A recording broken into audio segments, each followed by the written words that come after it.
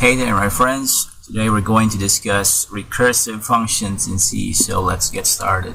Let me go ahead and open up my editor and let me scroll down a bit, and here it is. So I have this file created earlier, ex36 underscore recursive function.c, and recursive function is an algorithm for solving problem may be best implemented using a process called recursion. So consider the factorial of a number that looks something like this, so which is very common. So 5 is equal to 5 times 4 times 3 times 2 times 1. So this calculation can also be thought of as a repeatedly calculating num. We're going to put this in a programming perspective. It's going to look something like this. So a variable and then the parenthesis. Oops.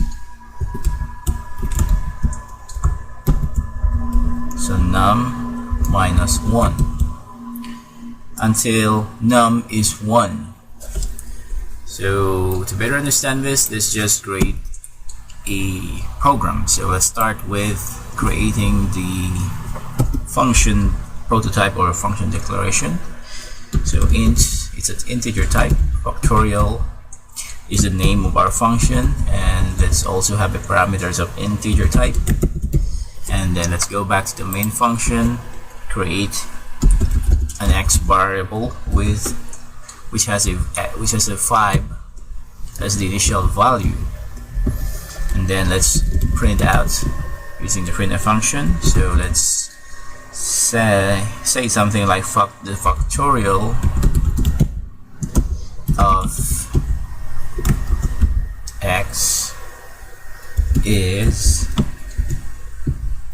%d, and then the separator, so x and then factorial. Make sure to put the comma as a separator, then factorial of x. So that's how. So in this on the second argument, we call the factorial function. So now we should create a factorial. Let me just copy this line in here and put this in here, and then let's put the curly braces. So we're going to create the factorial function definition. So let's use the if expression, or if num is equal to 1, then return 1, else return num times factorial num minus 1.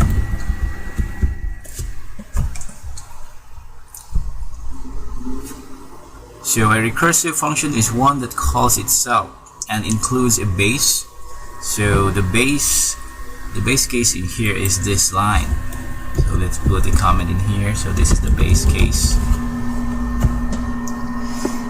So again, the recursive function is one that calls itself and includes a base case or exit condition for ending the recursive calls. In the case of computing a factorial, the base case is num is equal to 1, which is in this line. Num is equal to 1. So if we run this program, we should be getting 120. So the program output is, let's just right click and compile and run. Let's see the result is. So the factorial of 5 is 120. So recursion works by stacking calls until the base case is executed. At that point, the calls are completed from newest to oldest.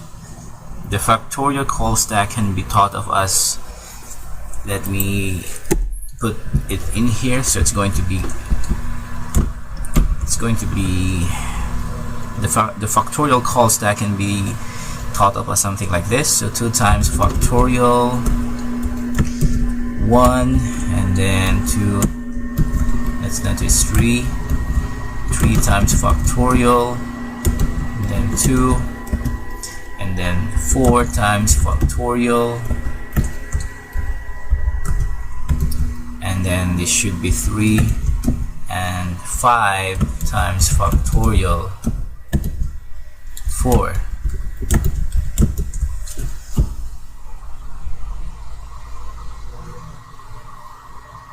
So recursion works by stacking calls until the base case is executed, and at that point the calls are completed from newest to oldest. So the factorial call stack can be referred to something like this. So when the base case is reached, the return value triggers the completion of the stack calls. The return values from newest to oldest creates the following calculations, with the final calculation 5 times 24. So if we're going to make it this simpler, so it's going to look something like this: 2 times 1, then 3 times 2, then 4 times 6, and then 5 times 24. So make sure to use this as your guide, as a reference guide. And that's it for this video. And before we wrap up, let's test your knowledge. I have here a little exercise for you on this tab. I want you to fill in the blanks to define a recursive function for calculating the factorial of n.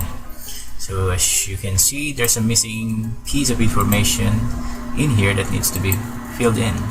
If you know the answer, please feel free to put it in the comment section below. Thank you.